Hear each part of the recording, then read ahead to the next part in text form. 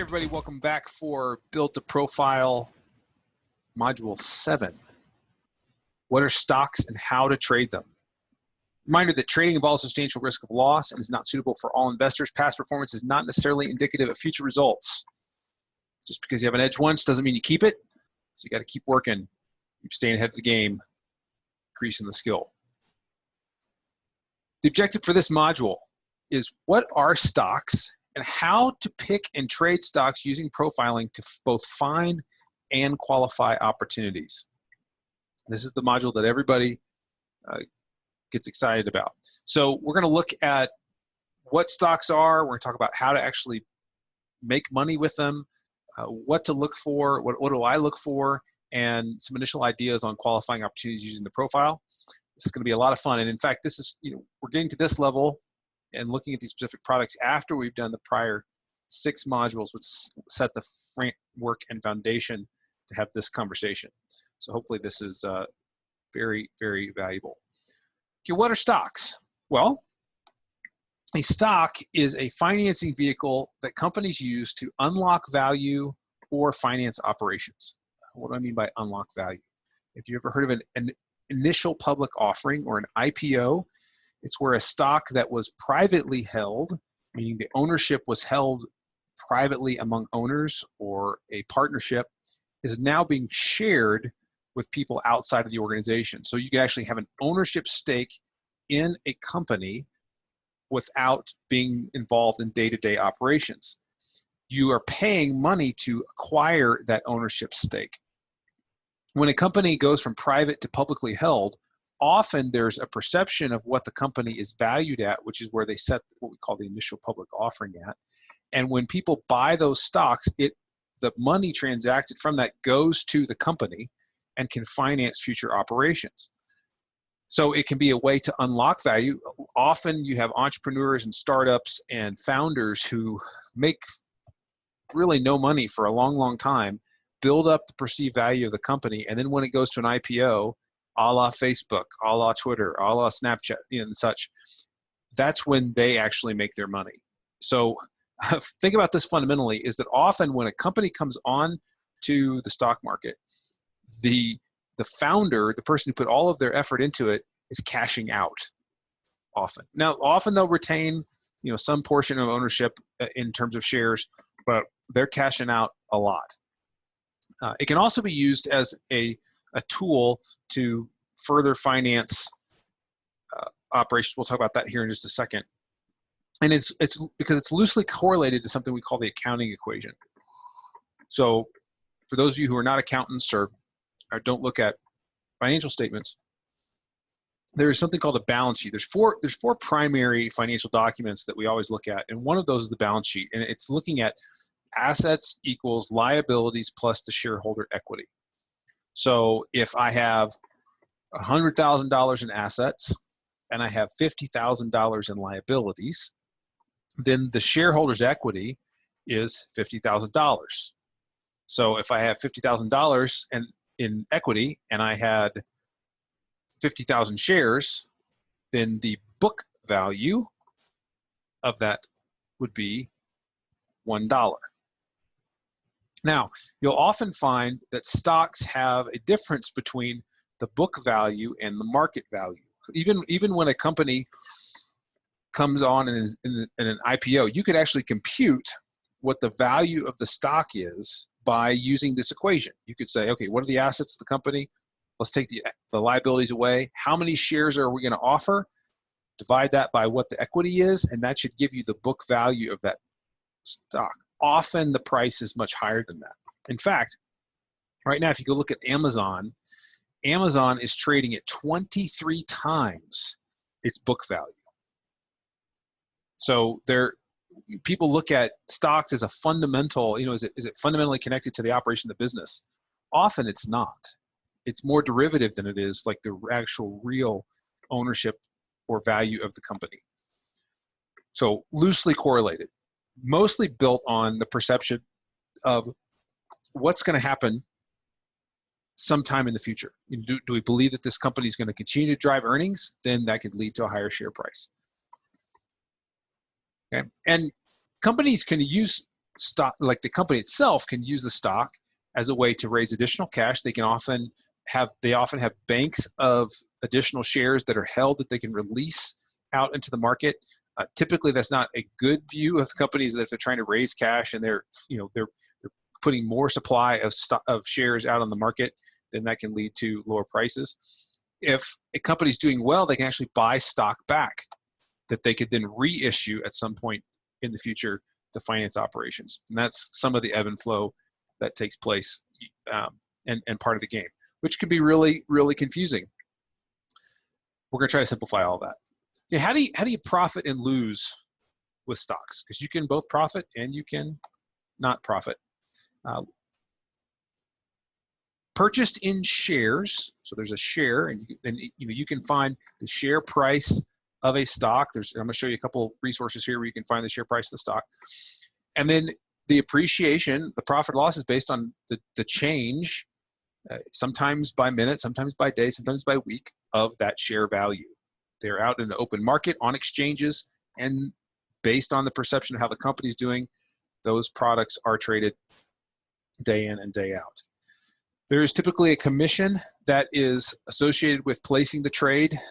There are some brokerages that market and say that there's no commission.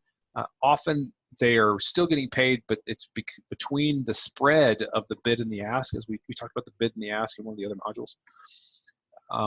And it's by per trade. So, if I trade one share, I pay a commission, whether I buy one share or 100 shares. So it's based on the trade, not per share. Now that's pretty universal. A lot, for example, so if you hear somebody talk about, they traded a lot, a stock lot, that's 100 shares. So often if I'm trading a 10 lot, then I'm trading 1,000 shares, or 100 lot, 1,000 shares. Okay, I'm sorry, or 10,000 shares. Winning or losing makes sense. Price goes up, profit. Price goes down, you lose.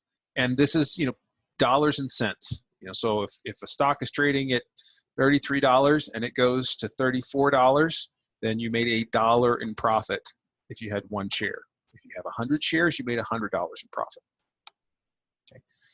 As far as risk goes, this is something when you're buying stock. So the risk is, what is the share value? Is most often that's the most that you could use. If I buy something, I pay $33 for it, and the company goes bankrupt, I could lose the 33 bucks, but I'm not going to lose more than that. However, there are brokerages, and you need to be mindful of this, who allow you the option to short a stock. So most people, when they think about I'm trying to buy a stock. I'm only trying to find something undervalued that's going to appreciate. Well, stocks go up and down. One of the ways that they go down is through the process of shorting. We're actually selling the stock to initiate the position. You go, well, how can I sell a stock? I don't own it. Well, you borrow the stock from a brokerage who allows you to sell it, and they are assuming that you can cover it if you need to. So, and this is typically on something called margin. Think of it like a short-term loan that is given.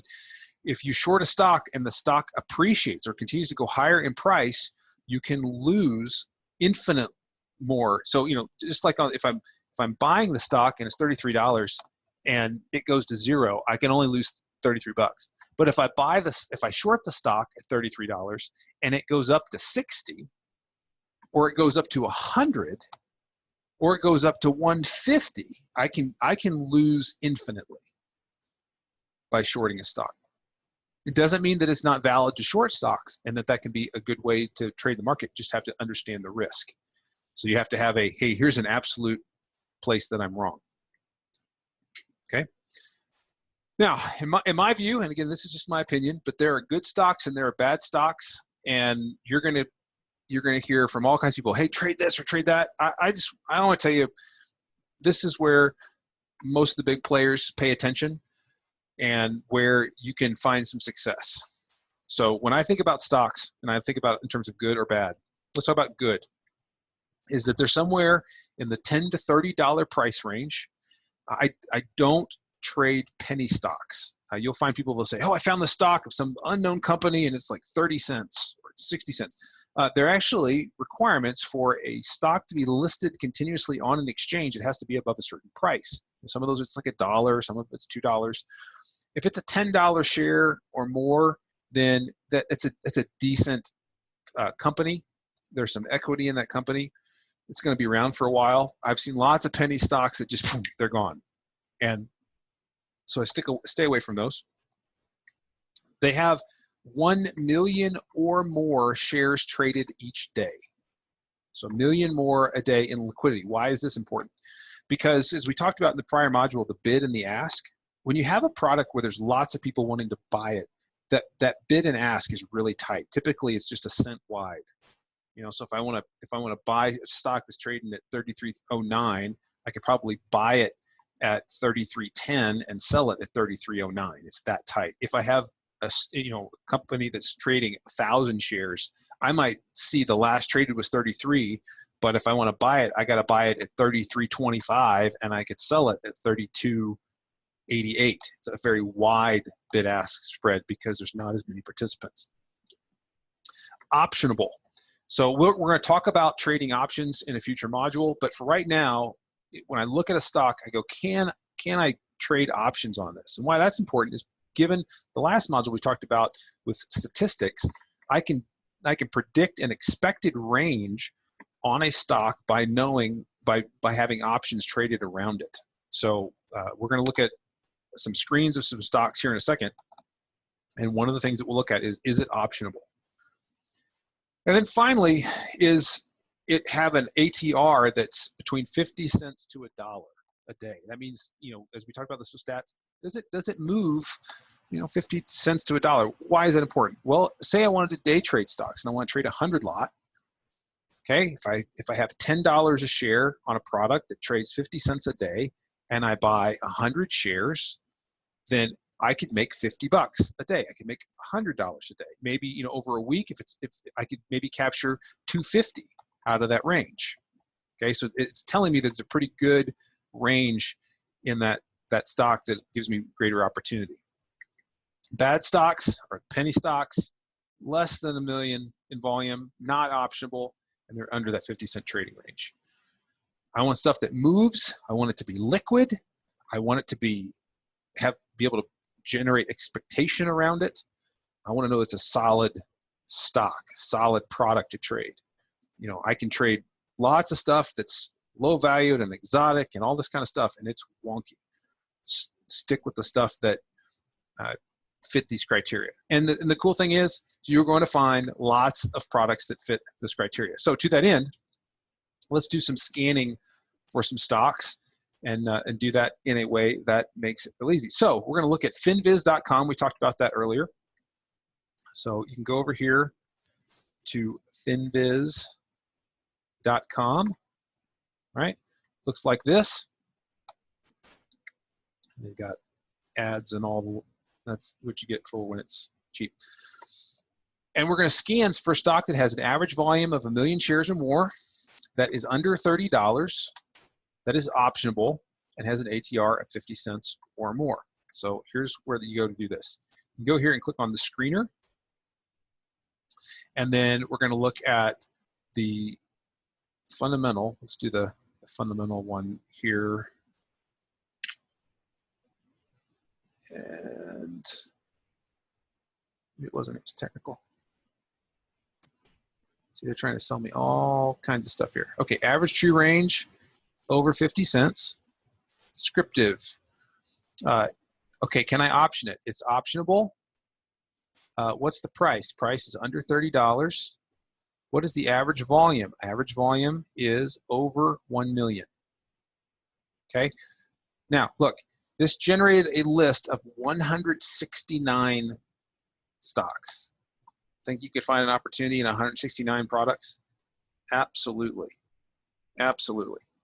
Okay, you can see there's page after page of stocks here. And you can see the current price. What was the change today by percentage? Actually, and what's kind of fun is if you highlight over the name, it'll give you a quick daily chart that you can look at to kind of get an idea. And I'll often just kind of scroll through some of these to take a look. There's more advanced ways to do these types of scans, but if you want to keep your costs down to start as you're trying to find something that works, you can just scan over these. One of the things I want to do, and I actually put this trade on, is I sorted these by price. So again, they all fit the criteria that I'm looking for. I was like, well, I want to find something that's pretty cheap, all right? And I found this Grow Investor. So we're going to look at this product here in just a second, because I actually put this trade on, and I want to talk about, why I put this trade on. All right, so that's how you do the scan. You can run that scan whenever you want. There are some platforms and brokerages that have those built in that you can run those and actually auto-generate for you, but that's an easy way to do that on the front end. Okay, finding opportunities. Now this is in terms of qualifying. I've got the criteria for the stock that I want, but now I'm finding opportunities based on using the profile. Look for a couple things. One, I don't spend a lot of time researching. You can just see, I just pulled up a list of stocks. That's the homework, right? I don't read Motley Fool. I don't do all kinds of stuff looking at Morningstar reports and spending lots of time in the fundamentals of the companies or the stories of the companies. One of the things that happens when you're looking at it from the fundamental side is you can get wrapped up in the story of a company. And I've done this. I've gotten wrapped up in a story of a company and found myself trying to find notes on what's the CEO doing, all that kind of stuff, as if that was going to tell me what the share price was going to do, as if I could get enough information to have an edge on anyone else. I really couldn't. So instead, I look at the profile and I go, okay, is it balanced and preparing for a move, or is it away from balance and am I looking to fade or return to balance?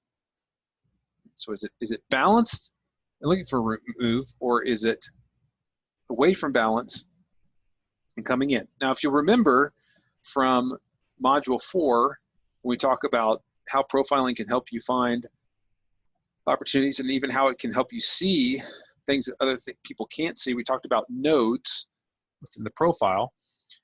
Let's look real quickly at one of these products. Okay, so this is the Grow that I talked about. And this platform is a platform from a brokerage called Thinkorswim. I have an account with them. It's TD Ameritrade. They give you the free platform, and it's a great platform for trading stocks and options. So we'll be looking at them again when we look at the options as well.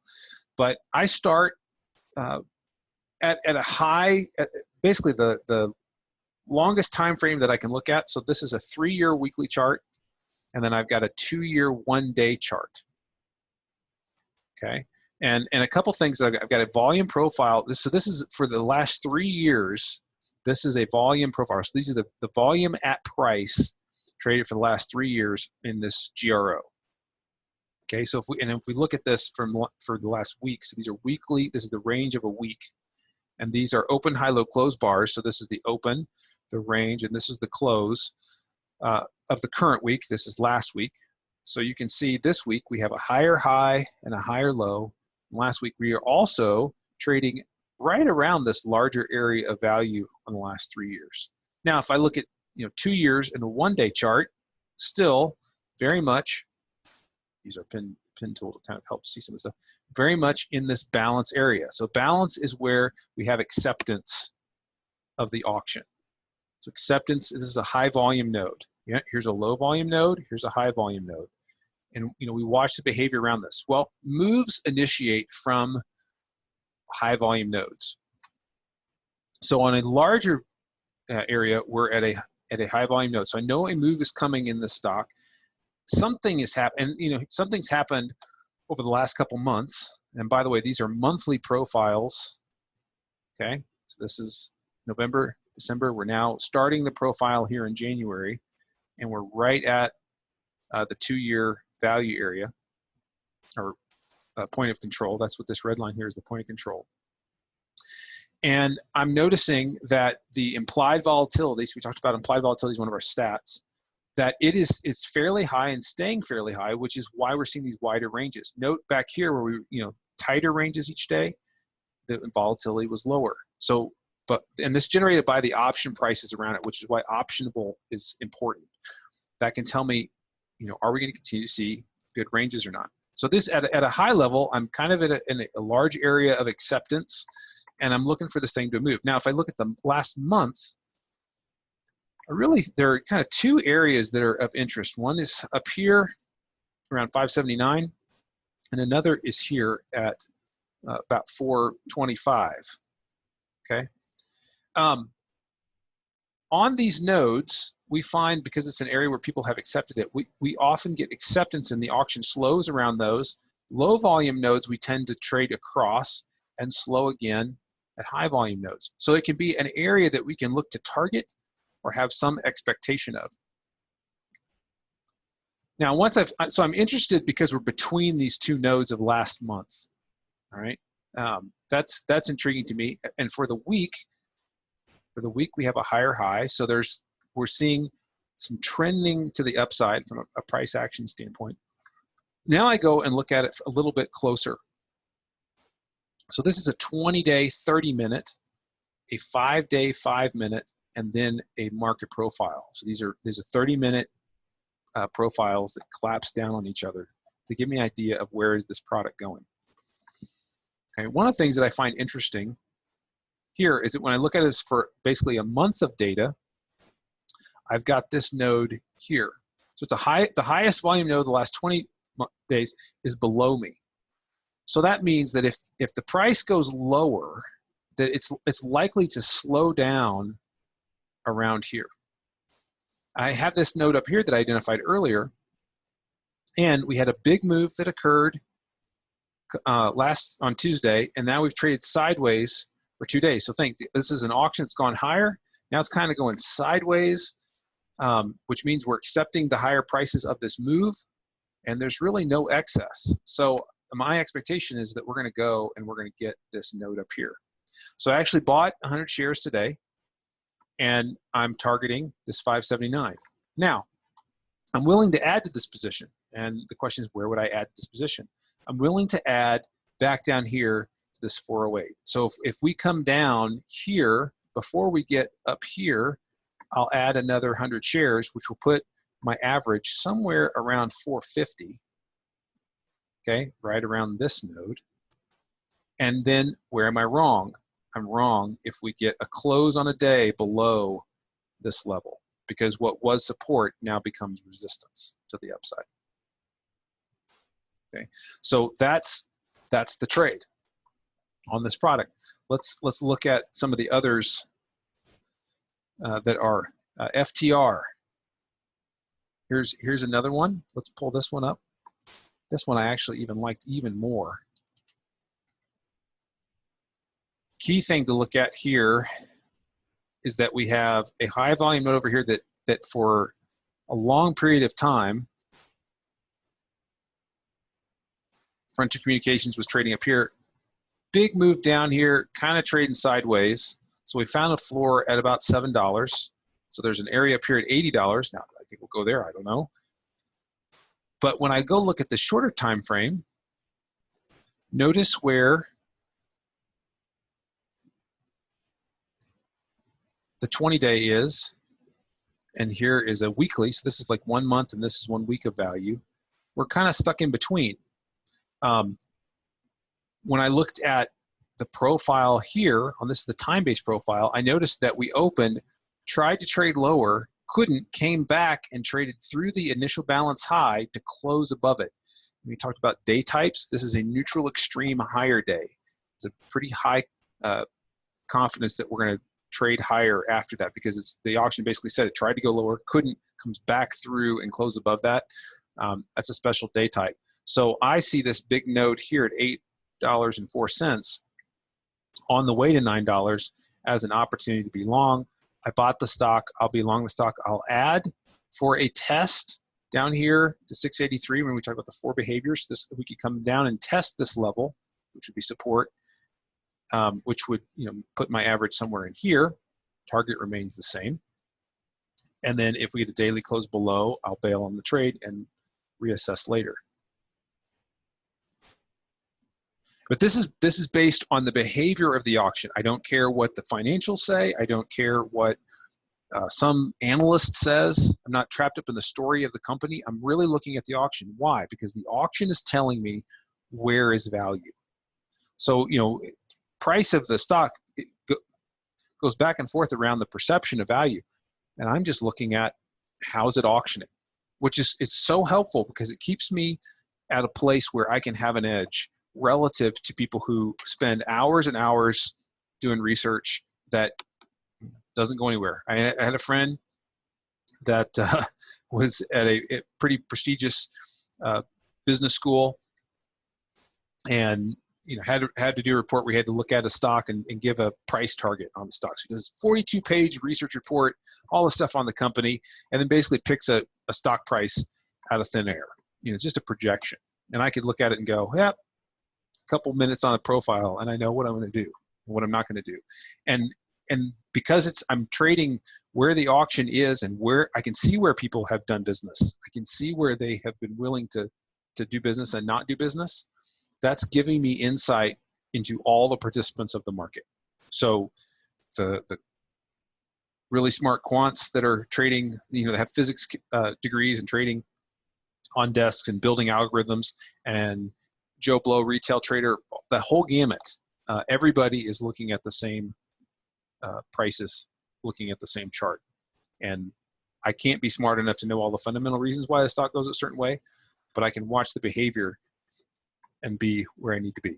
So those are basically the opportunities. I'll look for, you know, are we in the middle of balance looking for a move, or are we away from balance and looking to fade or return to balance? So that FTR trade was looking for to go back to an area of prior balance. That grow trade, I'm looking, so you know, this one, I'm looking to go back to an area of prior acceptance, away from an area of acceptance. And that's all these things do, is they just auction back and forth between these levels.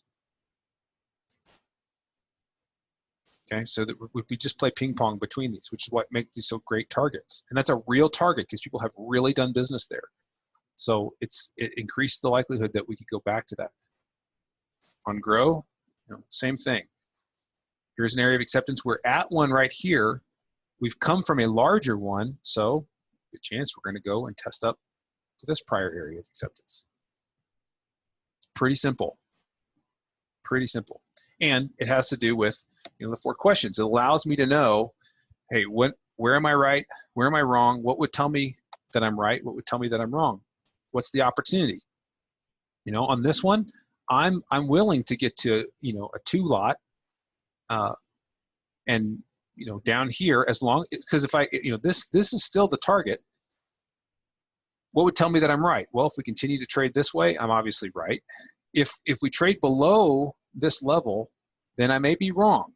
I'm really wrong if we get below 406, because my belief is that this thing needs to go up here to 5.8. If it doesn't, then when it rolls this way and gets acceptance down here, you know, then I'm in trouble. I may take the trade off and then wait and see if we can get back above this, you know, still targeting back up to this 580, because that was the level on the larger monthly chart. Okay, so those are a couple examples of trading stocks. Here's your homework. Scan for stocks in FinViz or a platform. If you have a, you know, TD Ameritrade account, you can run some of these, or there's a number of them. You can run, these are simple scans that you can run. Start at the largest time frame, you know, with the profiles, and you know, select, hey, where are we? Are we at balance? Are we away from it? Would this be a move from balance, or would this be a move away from balance? Answer the 4 questions from module 3. What's the opportunity that I see? So can I identify a target in the profile? What am I willing to risk to go get that? What would tell me that I'm right? What would tell me that I'm wrong? That's the exercise. You can't answer those, you don't put a trade on. Set alerts. This is so great. This is another great thing about the profile, is I can just set an alert at a price and go, unless I hit this price, I don't care.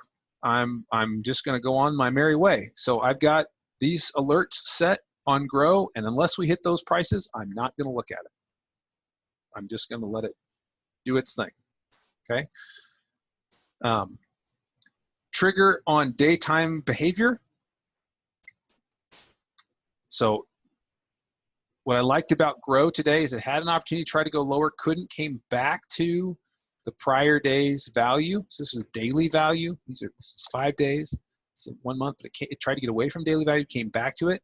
That's telling me that there's not acceptance lower, so this thing's got to go higher to find more sellers.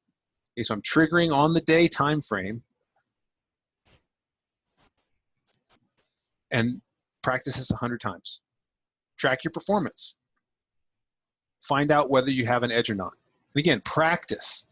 Do this over and over time till you know that you can grow an account with practice before you put live money on the line. Know that you can go through the exercise of identifying opportunity, identifying the risk, knowing the behavior that would tell you you're right, knowing the behavior that would tell you you're wrong, or don't put a trade on. Otherwise, you're just gambling. I can't endorse that. We look at trading as a business, and if you're going to do it as a business, you don't just go gamble. You say, hey, here's an opportunity. I'm going to go after that opportunity. Here's what I'm willing to invest to go get that opportunity. Here's what will tell me that it's working. Here's what's telling me that it's not working.